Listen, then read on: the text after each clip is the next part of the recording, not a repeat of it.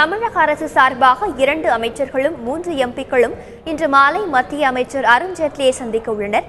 யார் யாரெல்லாம் அவரை சந்திக்கின்றனர், எதற்காக சந்திக்க இருக்கிறார்கள் என்பது பற்றி கூடுதல் தகவல்களை தருகிறார் எமது செய்தியாளர் சலீம்.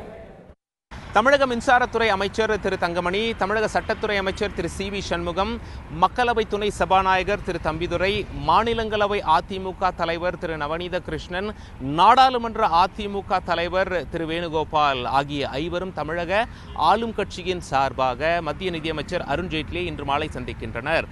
சந்திப்பு எதற்காக அப்படின்னு சொல்லி தமிழக அரசு வட்டாரங்களில் விசாரிக்கும் பொழுது அரசு பிரதிநிதிகள் என்ன சொல்றாங்க அப்படின்னா, இல்லை தமிழகத்திற்கு வளர்ச்சிக்காக நிதி வேண்டி நிதியமைச்சரை சந்திக்கிறோம் அப்படின்னு சொல்லி சொல்றாங்க.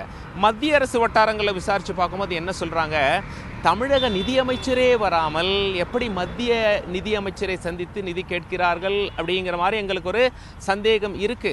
இருப்பினும் ஒரு விஷயம் மத்திய அரசு வட்டாரங்களில் பேசப்படுகிறது. அது என்ன விஷயம் அப்படின்னா, முதலமைச்சர் பிரதமர் நரேந்திர மோடி அவர்களை சந்திக்கும் பொழுது பிரதமர் நரேந்திர மோடி இனி தமிழக விவகாரம் தொடர்பாக நீங்க அருண் ஜேட்லி அவர்களை தொடர்பு கொள்ளலாம் அப்படிங்கிற மாதிரி தகவல் சொன்னதாக ஒரு தகவல் கசிந்துள்ளது.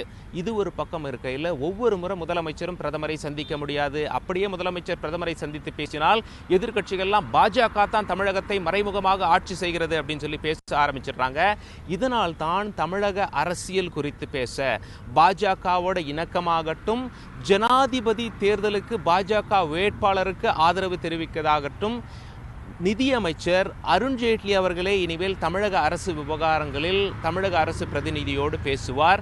அரசியல் சந்திப்பாக இருக்கக்கூடும் என்பது எங்களுடைய கணிப்பு அப்படின்னு சொல்லிட்டு மத்திய அரசு வட்டாரங்கள் தகவல் சொல்லியிருக்காங்க.